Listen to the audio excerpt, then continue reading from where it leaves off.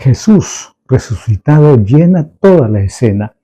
Es Él a quien anuncian los apóstoles, a quien cantan y homenajean los ángeles y los bienaventurados en el cielo, quien se aparece a los suyos junto al lago y quien perdona a Pedro.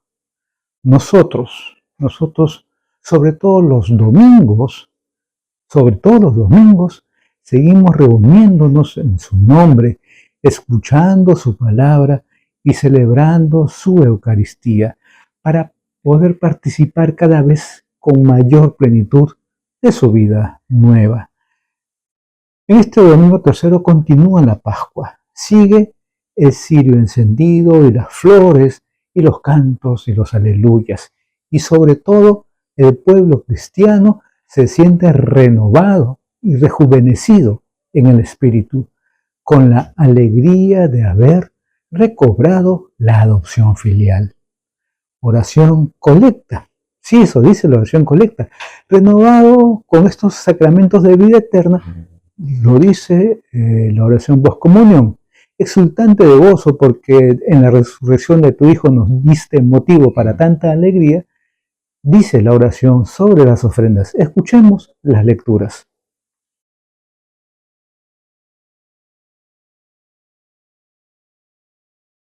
Lectura del libro de los Hechos de los Apóstoles. En aquellos días, el sumo sacerdote interrogó a los apóstoles y les dijo: ¿No les habíamos prohibido formalmente enseñar en nombre de ese? En cambio, han llenado Jerusalén con su enseñanza y quieren hacernos responsables de la sangre de ese hombre. Pedro y los apóstoles replicaron: Hay que obedecer a Dios antes que a los hombres. El Dios de nuestros padres resucitó a Jesús, a quien ustedes mataron, colgándolo de un madero. La diestra de Dios lo exaltó, haciéndolo jefe y salvador, para otorgarle a Israel la conversión con el perdón de los pecados. Testigos de esto somos nosotros y el Espíritu Santo, que Dios da a los que le obedecen. Prohibieron a los apóstoles hablar en nombre de Jesús y lo soltaron. Los apóstoles salieron del Sanedrín contentos de haber merecido aquel ultraje por el nombre de Jesús. Palabra de Dios. Testigos de esto somos nosotros y el Espíritu Santo. Es admirable el testimonio que dan de Jesús los apóstoles capitaneados por San Pedro.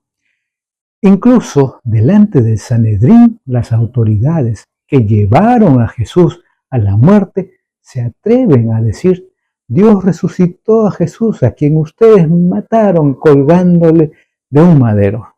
Es lo que les dicen ahí ante los jueces. Y ahora ese Jesús a quien persiguen es nada menos que el jefe y el Salvador. Y es en su nombre como Dios concede el perdón de los pecados. Por más que se le prohibían, ellos hablaban de Jesús. Hay que obedecer a Dios antes que a los hombres, dice la Escritura. Más aún, estaban contentos de haber merecido aquel ultraje por el nombre de Jesús. El salmo que van a escuchar en la misa participa de esta actitud de testimonio y alabanza. Te ensalzaré, Señor, porque me has librado. Cambiaste mi luto en danzas. Señor, Dios mío, te daré gracias por siempre. Lectura del libro del Apocalipsis. Yo, Juan, en la visión escuché la voz de muchos ángeles. Eran millares y millones alrededor del trono y de los vivientes y de los ancianos, y decían con voz potente: Digno es el Cordero degollado de recibir el poder, la riqueza, la sabiduría, la fuerza, el honor, la gloria y la alabanza. Y oí a todas las criaturas que hay en el cielo, en la tierra, bajo la tierra, en el mar, todo lo que hay en ellos, que decían: Al que se sienta en el trono y al Cordero la alabanza, el honor, la gloria y el poder por los siglos de los siglos. Y los cuatro vivientes respondían: Amén. Y los ancianos se postraron rindiendo homenaje. Palabra de Dios. En la selección necesaria, necesariamente abreviada, que del libro del Apocalipsis hacemos los domingos de este año, leemos una página, pues, que se podría decir que describe la liturgia del cielo. Sí, la liturgia del cielo, la gran asamblea, que en el pasaje de hoy no se describe por entero, la forman Dios Padre, sentado en su trono, el Hijo como el Cordero, degollado pero triunfador, el río de agua viva que procede de ambos, el Espíritu, y luego millones de ángeles y ancianos y santos que cantan alabanzas al Cordero y se postran rindiéndole homenaje.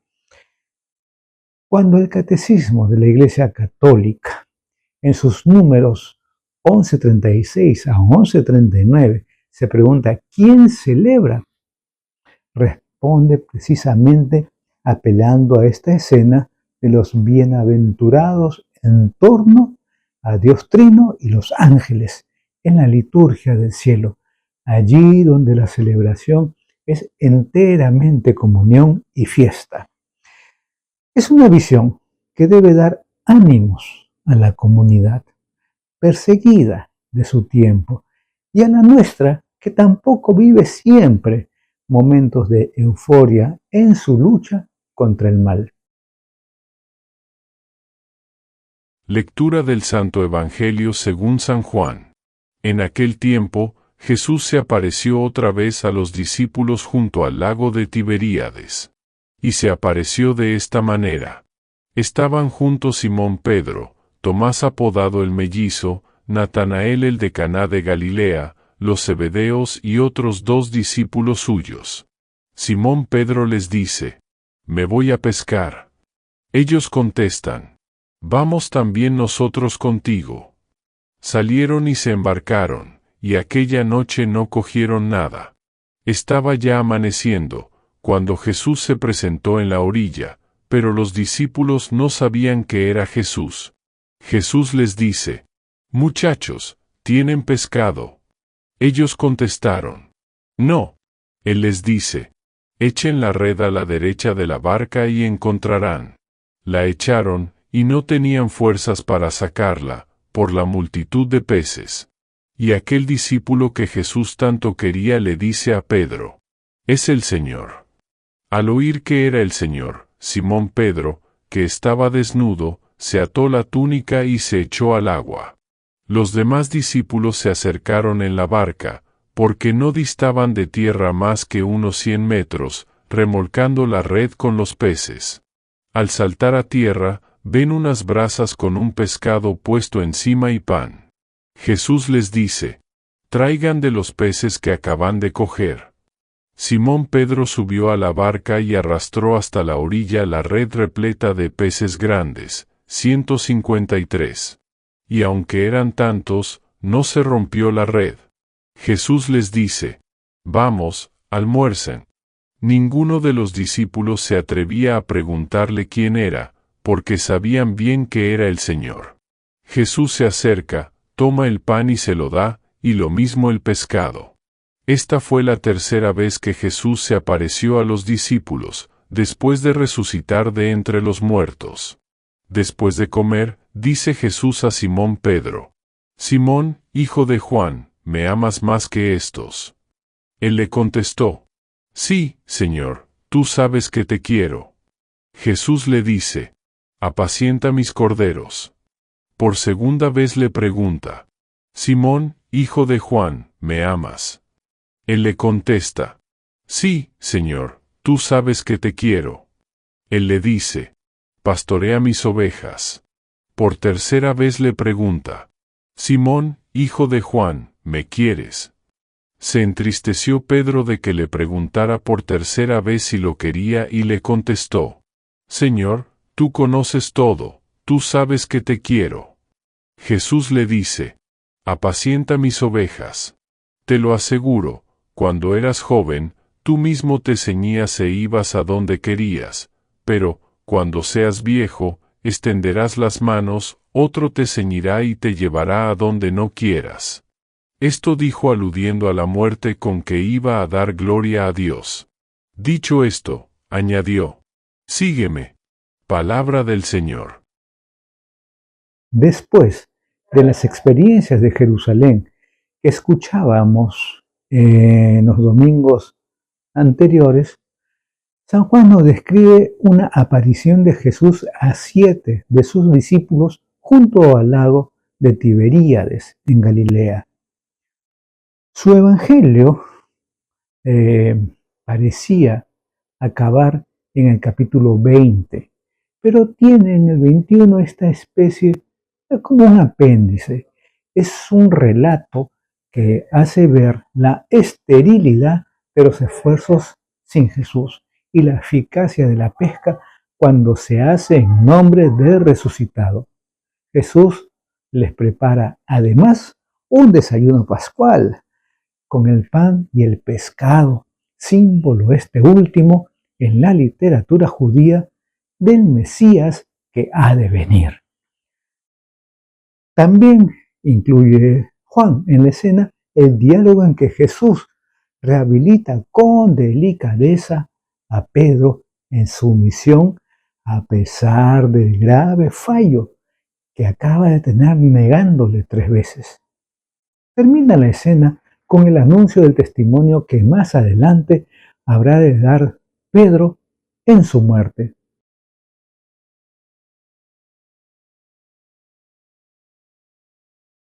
Después de una noche en que no habían logrado pescar nada en el lago a indicación de Jesús, San Pedro y sus amigos tienen una pesca milagrosa. Ya antes de la muerte de Jesús habían conseguido otra, también muy abundante, en la que también fue protagonista Pedro. Entonces se echó a los pies de Jesús y le reconoció como Mesías. Sí, cuántas noches de trabajo infructuoso recordamos en nuestra vida personal y apostólica, aunque también seguramente pescas milagrosas que no se podían explicar por los meros recursos y méritos humanos, sino que se deben atribuir a la ayuda, vamos a decir así, invisible de Cristo y de su Espíritu. Fracasos y éxitos, alegrías y decepciones. Podemos aprender la lección del Evangelio. Cuando estaba Jesús, los discípulos lograban una pesca admirable. Cuando no estaba, no conseguían nada. Igual nos pasa a nosotros, igualito nos pasa a nosotros. Ese resucitado que se nos aparece misteriosamente en su palabra, en su Eucaristía, en la presencia continuada en nuestra existencia, quien hace eficaz nuestro trabajo.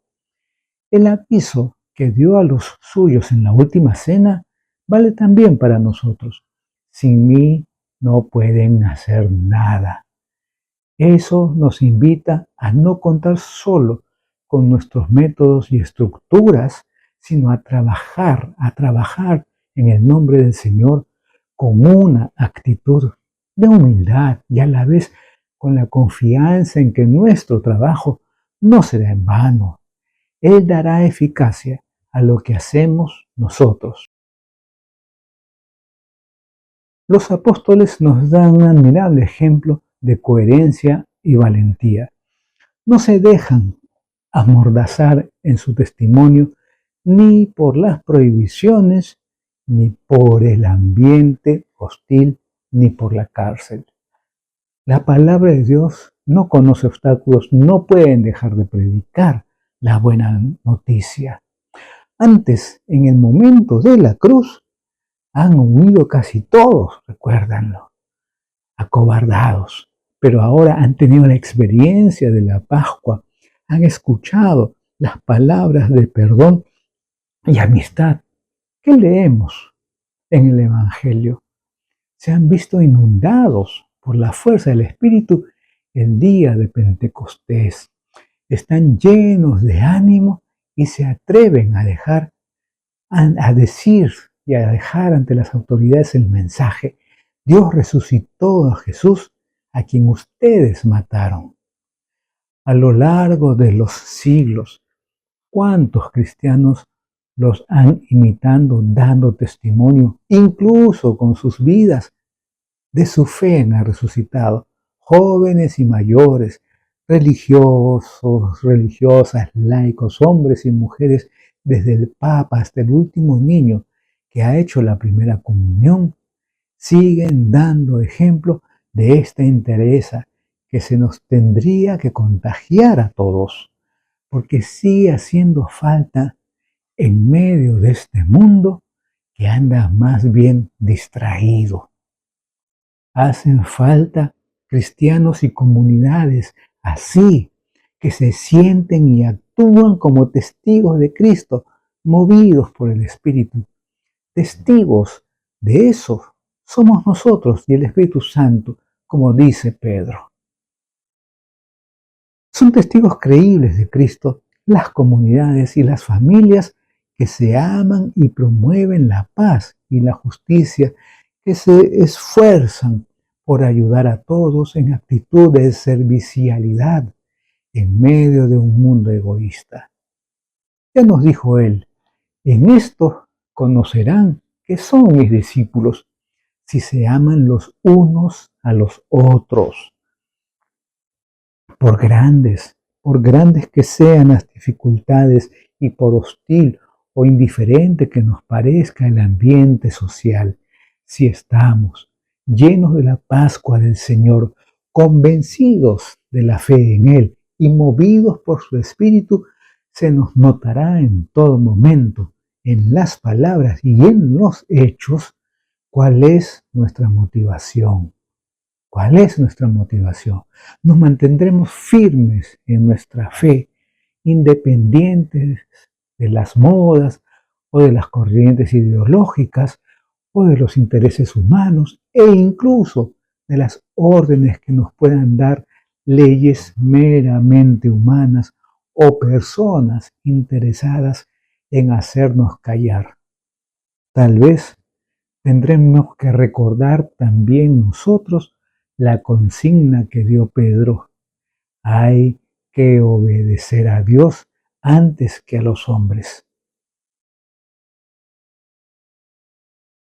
La escena junto al lago de Tiberíades, además del encuentro con el resucitado y del entrañable desayuno que éste les preparó y de la pesca inesperada cuando actuaron en su nombre, tiene también otra buena lección para Pedro y para nosotros.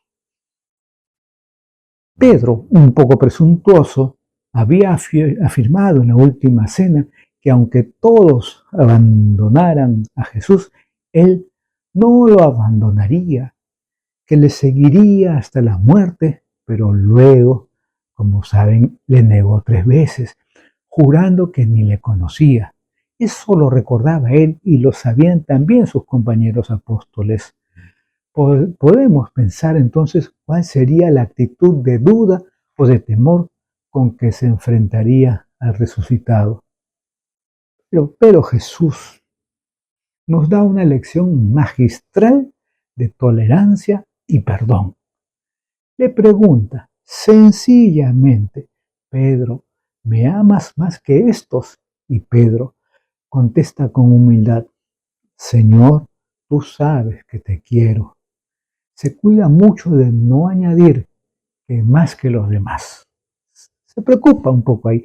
Pedro, el impulsivo, el que a pesar de sus defectos quería de veras a Jesús, tuvo aquí la ocasión de reparar su triple negación como una triple profesión de amor.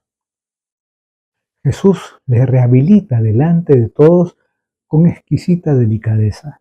Apacienta mis corderos, apacienta mis ovejas. A partir de aquí, como vemos en el libro de los Hechos, Pedro dará testimonio de Jesús ante el pueblo y ante los tribunales, en la cárcel y finalmente con su martirio en Roma.